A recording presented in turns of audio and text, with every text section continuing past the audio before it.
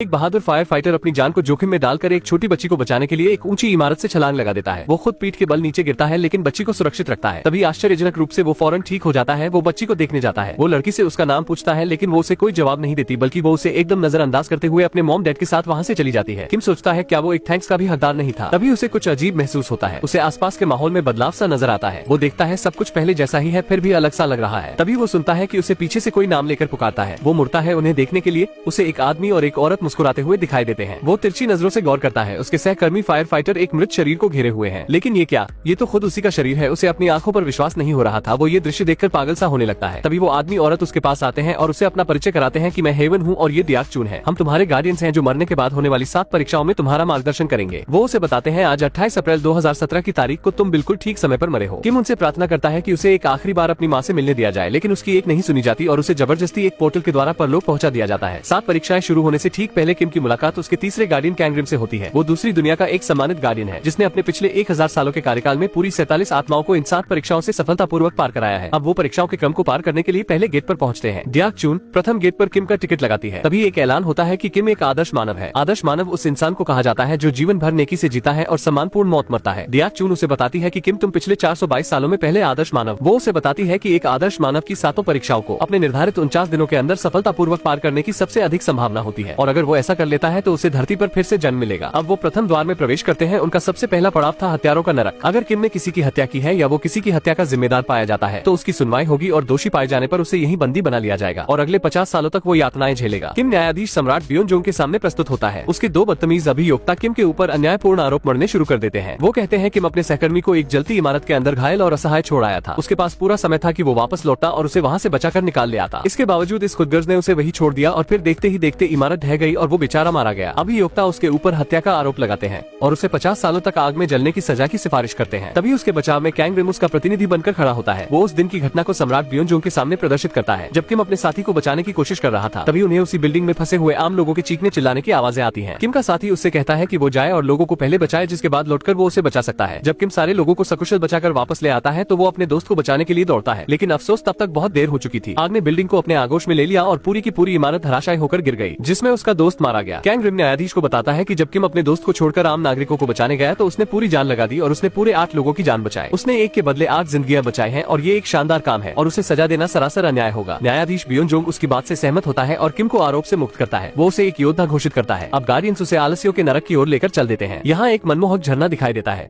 लेकिन इसे देखकर आप भ्रमित मत होना, क्योंकि इसके पीछे अनगिनत सजा याफ्ता आत्माएं हैं जो एक विशालकाय कोल्हू को लगातार चलाते रहने के लिए विवश हैं, और जो आत्माएं इस सजा से भागने की कोशिश करती हैं उन्हें पानी में मौजूद खतरनाक पिरान्हा मछलियां काट काट कर घायल कर देती हैं। इस झरने से ठीक पहले क्वीन चागोंग का सिंहासन है। क्वीन के सामने किम को अपनी जिंदगी में किया जो भी कठिन परिश्रम है उसे बताना होगा, जिससे ये साबित हो जाएगा कि वो आलसी और अकड़ू नहीं है। गार्डियन क्वीन को किम के स्वार्थहीन काम गिनाना शुरू करते हैं जिन्हें उसने फायर फाइटर रहते हुए अंजाम दिया था। क्वीन उसके कामों को देखकर इतनी ज्यादा खुश होती है कि वो खड़े होकर उसके लिए तालियां बजाती है। वो उससे अत्यधिक प्रभावित होकर पूछती है कि तुम्हें ये सुंदर कार्य करने की प्रेरणा कैसे मिलती थी, लेकिन किम उसे जवाब देता है कि उसने ये सब काम सिर्फ पैसों के लिए किए थे। उसका ये जवाब सुनकर क्वीन क्रोधित हो जाती है। वो कहती है कि तुम्हारे लिए पैसा ही भगवान है। वो अभियोक्ताओं से कहती है कि उसे झरने के पार भेज दिया जाए। अब जैसे ही किम किनारे पर पहुंचने वाला था, कैंग रिम और हेवन पानी में कूद जाते हैं और किम की मदद करने की कोशिश करते हैं। कैंग रिम क्वीन से याचना करता है कि वो किम के पिछले जीवन पर एक बार फिर नजर डाले, और इस बार वो क्वीन को किम की जिंदगी का दूसरा पहलू दिखाता है। वो क्वीन को दिखाता है कि किम की जिंदगी बहुत कठिन थी। वो दिन में थका देने वाले अपने फायर फाइटर के जॉब के बाद भी रात में अलग पार्ट टाइम जॉब करके पैसे कमाता था। यहाँ तक कि वो वीकेंड्स में भी काम की तलाश में रहता था। उसने जिंदगी में अपने आराम के लिए कभी समय निकाला ही नहीं, और ये सब उसने सिर्फ अपनी बीमार माँ की अच्छी देखभाल और अपने छोटे भाई का सुप्रीम कोर्ट जज बनने का सपना पूरा करने के लिए किया। वो ये कहते हुए अपनी बात खत्म करता है कि अगर किम ने अपने परिवार के लिए काम नहीं किया होता तो शायद वो आज जिंदा भी नहीं होते। अब क्वीन अपना अंतिम निर्णय सुनाती है। वो कहती है कि हालांकि किम ने काम पैसे कमाने के लिए किया, लेकिन उसका उद्देश्य स्वार्थहीन था। वो सच में उन गिने चुने इंसानों में से है जो दूसरों के लिए अपनी जिंदगी जीते हैं। अब अगले चरण के लिए जाते हुए रास्ते में भयानक मॉन्स्टर्स उनके ऊपर घात लगाकर हमला कर देते हैं। बहुत मुश्किलों से किसी तरह दुर्गम रास्ते को पार करने के बाद कैंग रिम किम को बताता है कि मॉन्स्टर्स के हमले का मतलब ये है कि उसके परिवार का कोई सदस्य मर गया है और उसकी आत्मा प्रतिशोध के लिए धरती पर भटक रही है, और इसी वजह से उनके रास्ते में ये रुकावटें आ रही हैं। किम चिंतित होता है कि कहीं उसकी माँ तो नहीं गुजर गई। कैंग रिम कहता है इस समस्या से पार पाने का सिर्फ एक ही तरीका है, हमें किम के परिवार के उस सदस्य की बॉडी को ढूंढकर उसे जलाना होगा। वो मृतक को ढूंढने के लिए धरती पर पहुंचता है। उधर गार्डियन किम की आंखों पर काली पट्टी बांध देते हैं क्योंकि वो मॉन्स्टर्स देखने के लिए उसकी आंखों का इस्तेमाल कर रहे थे। अब वो उसे अगले पड़ाव पर ले जाते हैं जो है धोखे का नरक, जहाँ उसका फैसला धोखे की देवी को करना है। किम ने अपने जीवन में क्या क्या झूठ बोले हैं और उनका क्या प्रभाव हुआ है। अभियोक्ता उसके खिलाफ धोखेधड़ी का आरोप लगाते हैं। किम ने लगभग 100 झूठे पत्र लिखे जो उसने अपने मृत सहकर्मियों के बच्चों को लिखे थे। वो न्यायाधीश के सामने एक उदाहरण रखते हैं कि उसका एक सहकर्मी जो बचाव कार्य के दौरान मारा गया था। किम उसकी बेटी जियान को उसका पिता बनकर पत्र लिखता रखता था। उसने उन पत्रों के जरिए जियान का उत्साह बढ़ाने और उसे सही दिशा दिखाने की कोशिश की थी। किम कहता है कि वो तब एक छोटी सी बच्ची थी और वो चाहता था उसे उस दुख का एहसास ना हो। लेकिन अभियोक्ता कहता है कि क्या उसने कभी ये सोचा कि जब लड़की को पता चलेगा कि वो सारे पत्र नकली थे तो उसे कितना दुख पहुंचेगा। किम के पास इसका कोई जवाब नहीं था और अब न्यायाधीश सजा के तौर पर उसकी जीभ काटने का आदेश देती है। तभी डियाक चून उसका पक्ष रखने सामने आती है। वो न्यायाधीश को किम के दूसरे और नकली पत्र दिखाती है जो उसने अपनी माँ को लिखे थे। इन पत्रों में किम ने अपनी माँ को लिखा था कि उसने परिवार बसा लिया है और उसका एक बेटा भी है और वो एक खुशहाल जिंदगी जी रहे हैं। ये सब झूठ था। किम ने कभी शादी की ही नहीं थी और न ही उसके बच्चे थे। डियाक चून बताती है कि किम ने अगर ये पत्र अपनी माँ को ना लिखे होते तो उस वक्त उसकी माँ जो गंभीर बीमारी से जूझ रही थी वो कभी भी उससे बाहर नहीं निकल पाती। उन लेटर्स ने उसे बीमारी से लड़ने की शक्ति दी थी। अभियोक्ता एक बार फिर उससे पूछता है कि उस दुख का क्या जो उसकी माँ को सहन करना पड़ता अगर उसे पता चलता कि ये सब झूठ था। डियाक चून कहती है कि किम ये पत्र कभी नहीं लिखता अगर माँ गंभीर बीमार ना होती और उन पत्रों की वजह से जो खुशी उसे मिली उससे वो बहुत जल्दी ठीक हो गई और अगर उसने उस बच्ची को वो पत्र ना लिखे होते तो उसका अपनी पढ़ाई पर से ध्यान हट जाता। किम ने ये झूठ औरों की भलाई के लिए बोले थे, ना कि अपने लिए। न्यायाधीश अब किम को सारे आरोपों से मुक्त कर देती है और उसे जाने देती है। उधर पृथ्वी पर कैंग किम के घर उसकी माँ को देखने जाता है जो एक गूंगी बहरी महिला है। वो कहता है कि वो यहाँ किम के प्रति अपना आदर प्रकट करने आया है। लेकिन जब माँ वहाँ से चली जाती है तो कैंग का सामना किम के भाई होंग की आत्मा से होता है जो अगरबत्ती के धुएं के पीछे छिप रहा था। कैंग उससे पूछता है कि तुम्हारी मौत कहाँ हुई थी, लेकिन आत्मा वहाँ से भाग निकलती है और कैंग उसका पीछा करता है। आत्मा उसके हाथ से निकल जाती है जिसके बाद वो किम और गार्डियन से संपर्क करता है। वो उसे बताता है कि उसकी माँ और भाई बिल्कुल ठीक है और जब किम खुशी मनाते हुए झूमने लगता है कैंग गार्डियंस को उसके भाई के बारे में सच्चाई बताता है। वो कहता है कि किम के आगे की परीक्षाओं को सफलतापूर्वक पार करने के लिए यही अच्छा है कि वो सच न जाने। अब वो आत्मा को ढूंढकर खत्म करने के अपने मिशन को जारी रखता है जबकि किम और दूसरे गार्डियन अगले पड़ाव के लिए अपनी यात्रा पर निकल पड़ते हैं। रास्ते में किम डियाक चून को बताता है कि वो मरने से पहले अपनी माँ को एक राइस कुकर गिफ्ट करना चाहता था। वो उनका शुक्रिया करना चाहता था कि उन्होंने उसके और उसके भाई को बचपन से बड़े होने तक स्वादिष्ट चावल पकाकर खिलाए थे। वो बताता है कि उसने उस कुकर में उसके लिए एक आखिरी पत्र भी छोड़ा था। इस पत्र में उसने सारा सच लिखा था कि कैसे उसने पिछले पत्रों में झूठ लिखा था ताकि वो खुश रहे और उस पर गर्व करे और वो उसे कितना ज्यादा प्यार करता है। अब वो अन्याय के नरक पहुंचते हैं। यहाँ आत्माओं को जरूरतमंदों की मदद करने से इनकार करने के जुर्म में सैकड़ों सालों तक सजा मिलती है, लेकिन क्योंकि किम एक आदर्श मानव है उसे इस नरक में बिना सुनवाई के आगे जाने दिया जाता है। उधर पृथ्वी पर कैंग रिम मिलिट्री बेस पर पहुंचता है जहाँ किम का भाई होंग तैनात था। उसे पता चलता है कि किम के भाई होंग को यहाँ भगोड़ा घोषित कर दिया गया है और मिलिट्री उसे तलाश कर रही है। लेकिन ये एक अजीब बात थी कि वो भला क्यों भागेगा जबकि कुछ दिनों बाद ही वो सेना से रिटायर होने वाला था। कैंग रिम एक कमांडर का भेष धारण करता है और होंग के केस की पड़ताल करता है। वो लेफ्टिनेंट पार्क से सवाल जवाब करता है जिसने होंग को ड्यूटी पर तैनात किया था। वो उसकी बातों से समझ जाता है कि वो कुछ छुपा रहा है। इसके बाद वो सार्जेंट डॉन यंग के पास जाता है जो उस रात होंग के साथ ड्यूटी पर अकेला था जब वो गायब हुआ था। वो उसके समय को पीछे ले जाकर देखता है कि वो होंग का पूरी मिलिट्री में इकलौता दोस्त था। जहाँ हर कोई डॉन यंग को शर्मीला और डरपोक मानता था। होंग कठिन समय में उत्साहवर्धक गीत गाकर उसके उत्साह को बढ़ाता था। अब कैंग रिम उस रात के समय में जाकर देखता है जब होंग गुम हुआ था। उस रात डॉन यंग घबराया और डरा हुआ दिखाई दे रहा था। वो घबराहट में अपनी राइफल के सेफ्टी प्लग को ऑन ऑफ कर रहा था। वो इस बात से डरा हुआ था कि कुछ समय बाद होंग रिटायर हो जाएगा और उसके बाद मुझे परेशान करने वालों से सामना करने के लिए वो मेरे साथ नहीं होगा। होंग उसे बताता है कि वो सेवा मुक्त होने के बाद भी उससे मिलने आता रहेगा और लेफ्टिनेंट पार्क तो उसके साथ ही। वो गले मिलते हैं। होंग डोंगयंग से अपनी राइफल को सही से पकड़ने के लिए कहता है। ऐसा करते हुए गलती से उससे होंग के ऊपर एक राउंड फायरिंग हो जाती है। होंग डोंगयंग को लेफ्टिनेंट पार्क को बुलाने के लिए कहता है और जब लेफ्टिनेंट पार्क दौड़कर वहाँ आता है वो न सिर्फ इसे आर्मी बेस में रिपोर्ट न करने का निर्णय करता है बल्कि वो डोंगयंग को होंग की बॉडी को छिपाने में उसकी मदद करने के लिए राजी करता है। वो उससे कहता है कि होंग भी यही चाहेगा। कैंग रिम ध्यान देता है होंग उस समय मरा नहीं था। उसके बावजूद दोनों ने उस घटना को छुपाने के लिए मिलकर उसे जिंदा दफना दिया। होंग की बॉडी ढूंढने के बाद कैंग रिम उसे नष्ट नहीं करता बल्कि वो होंग की आत्मा के प्रतिशोध में उसकी मदद करने का फैसला करता है। उधर परलोक में जाते हुए किम याद करता है कि उसका छोटा भाई केबल कार में बैठना चाहता था। डियाक चून बताती है कि हम गार्डियंस भी कभी धरती पर इंसान हुआ करते थे लेकिन हमारी पिछली जिंदगी की यादाश्त को मिटा दिया गया। इस बात पर डियाक चून और हेवन के बीच बहस छिड़ जाती है। उनकी बहस के बीच ये खुलासा हो जाता है कि किम का भाई मर चुका है और उसकी आत्मा प्रतिशोध में भटक रही है। कैंग रिम धरती पर डॉन यंग का पीछा करते हुए एक क्लब में पहुंचता है। वो देखता है होंग की आत्मा उसे मारने की कोशिश कर रही है। एक बार फिर दोनों के बीच भयंकर पकड़ा पकड़ी शुरू होती है और अंत में कैंग रिम होंग की आत्मा को पकड़ लेता है। वो होंग से अब रुक जाने के लिए कहता है। वो कहता है कि तुम मेरे साथ चलकर अपने भाई की परलोक में चल रही कठिन परीक्षाओं में उसकी मदद करो। लेकिन कैंग रिम ये सुनकर हैरान रह जाता है कि होंग ने अपने भाई किम को पिछले 15 सालों से देखा ही नहीं है जब से वो घर छोड़कर भाग गया था और वो उससे नफरत करता है। अब होंग भाग निकलता है। डॉन यंग किम की माँ के घर जाता है और वो कुछ अंदर फेंक कर भाग जाता है। किम की माँ देखती है कि ये एक नक्शा है जो होंग की बॉडी का पता बताता है। होंग भी उस नक्शे को देखता है। उधर डॉन यंग एक गलत फैसला लेने जा रहा है और कैंग रिम उसे ऐसा करते हुए देख रहा है। तभी होंग की आत्मा पीछे से आती है और वो कैंग रिम से डॉन यंग की जिंदगी को बचाने की प्रार्थना करता है और इसके बदले वो जैसे कहेगा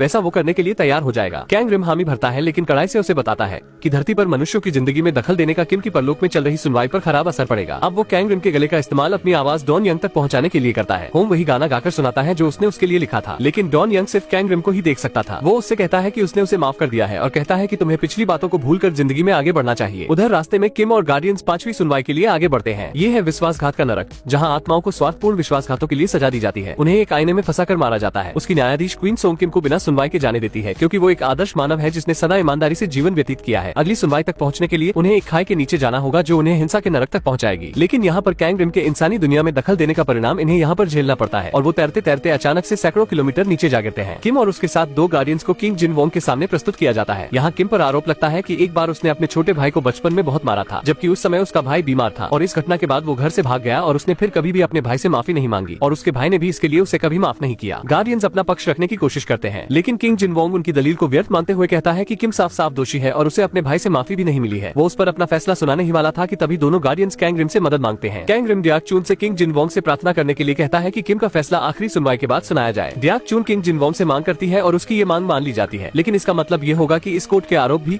सुप्रीम कोर्ट के आरोपों के साथ में प्रस्तुत किए जाएंगे और अगर किम दोषी पाया जाता है तो किम को अतिरिक्त सजा मिलेगी ही और उसके गार्डियन से भी उनके गार्डियन होने के सभी अधिकार छीन लिए जाएंगे। अब वो यहाँ अगली सुनवाई के लिए आगे बढ़ते हैं। ये था नालायक संतानों का नरक, जहाँ इस आधार पर सुनवाई होती है कि आपने अपने माता पिता के साथ किस तरह का व्यवहार रखा है। कोर्ट में पहुंचने से पहले किम अपने दोनों मौजूद गार्डियंस के सामने कबूल करता है कि मैं एक अच्छा बेटा नहीं था। हमारी माँ लाइलाज बीमारी से मर रही थी और उनके अलावा हमारा कोई नहीं था। मैं और मेरा भाई हर रोज भूख से मरते थे। 15 साल पहले उस दिन जब मैं घर छोड़कर भाग गया था, मैंने अपनी बीमार माँ को मारने की कोशिश की थी। वो सोई हुई थी, लेकिन तभी मेरा भाई जाग गया और उसने मुझे रोकने की कोशिश की। मैंने उसे बहुत मारा और फिर मैं भाग गया। उस वक्त मेरा इरादा था कि माँ को मारने के बाद मैं ढेर सारी नींद की गोलियां खाने में मिलाकर खुद और अपने भाई को खिला दूंगा और इस तरह हम दोनों भी मर जाते। उस दिन के बाद मैंने अपने भाई और माँ को नहीं देखा, मैं सिर्फ उन्हें पत्र लिखता रहा। उसके राज सुनकर हेवन सोचता है गई भैंस पानी में। उधर कैंग रिम होंग की आत्मा को पवित्र कर देता है। होंग अपनी माँ को आर्मी बेस पर जाते हुए देखता है, जो अपने बेटे के लिए प्रदर्शन करने वहाँ आती है और क्योंकि वो गूंगी है उसके पास एक संदेश था जिसमें उसने अपने बेटे को ढूंढने में उसकी मदद के लिए लिखा था। तभी लेफ्टिनेंट पार्क वहाँ आता है और उसे रोकने की कोशिश करता है। वो उसे धक्का देता है जिससे होंग गुस्सा होकर उसकी तरफ बढ़ता है। होंग की माँ लेफ्टिनेंट को वो नक्शा दिखाती है जिससे लेफ्टिनेंट पार्क और भी ज्यादा आग बबूला हो जाता है। वो उसे धक्का देकर जमीन पर गिरा देता है। इसके बाद वो उसे एक एम्बुलेंस में डाल देते हैं। ये देखकर एक बार फिर होंग अपने प्रतिशोध वाले स्वरूप में वापस आ जाता है और वो अपने क्रोध से एक बड़ा तूफान पैदा कर देता है और इसका प्रभाव दूसरी दुनिया में दिखाई देता है। रेतीले दानव किम और गार्डियंस के ऊपर हमला करना शुरू कर देते हैं। उधर कैंगरिम को लेफ्टिनेंट पार्क को होंग की गिरफ्त से निकालने में मुश्किल हो रही थी, इसलिए वो मदद के लिए हेवन को बुलाता है। जैसे जैसे लड़ाई बढ़ती जा रही थी, किम धीरे धीरे रेत में समाता चला जा रहा था। तभी होंग देखता है उसका भाई रेत में धंसने वाला है। वो अपने प्रतिशोध के स्वरूप को शांत करता है। उसके ऐसा करते ही अंतिम सुनवाई की अदालत उसके सामने प्रकट होती है। परलोक के किंग यमराज किम पर लगे आरोपों को पढ़ते हैं। वो बताते हैं किम के ऊपर 15 साल पहले अपनी माँ को मारने की कोशिश करने का आरोप है और कारण से उसे सजा दी जाएगी। डियाक चून किंग के सामने याचना करती है।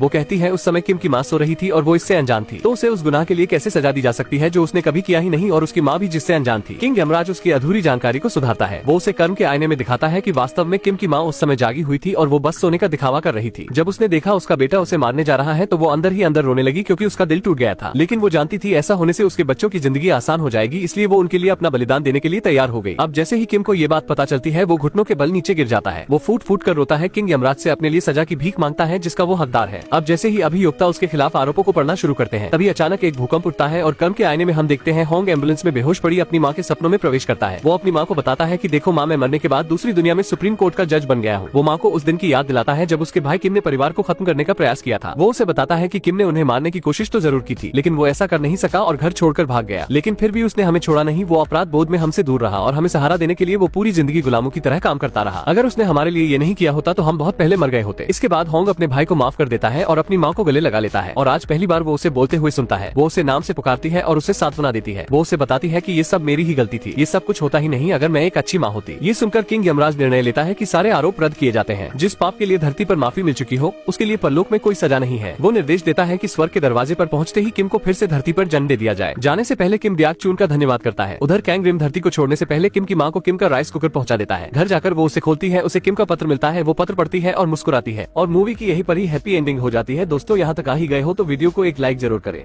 और भी ऐसी ही मूवी एक्सप्लेन वीडियो देखने के लिए चैनल को भी जरूर सब्सक्राइब करें। हम मिलेंगे आपसे बहुत ही जल्द ऐसी ही धमाकेदार वीडियो में। तब तक के लिए गुड बाय।